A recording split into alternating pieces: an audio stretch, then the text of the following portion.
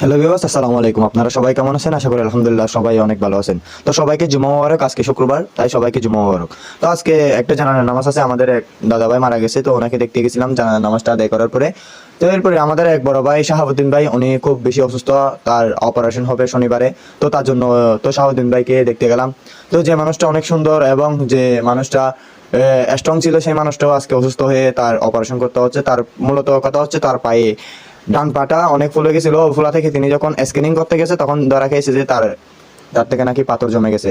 তো আপনারা যারা পান সিগারেট খান তাদেরকে বলতেছি আপনারা ওসব থেকে দূরে সরে আসুন, কারণ হঠাৎ করে যে পাথর হঠাৎ করে কি না কি হয়ে যায় আল্লাহ তাআলা ছাড়া আর কেউ জানে না। তো আপনারা সবাই শাহাবুদ্দিন ভাইয়ের জন্য দোয়া করবেন। শনিবার এনার শাহাবুদ্দিন ভাইয়ের অপারেশন। তো আমি, আমার বড় ভাই এবং আমরা যারা আছি সিনিয়ররা, তো আমরা চলে গেছি ভাইয়াকে দেখার জন্য।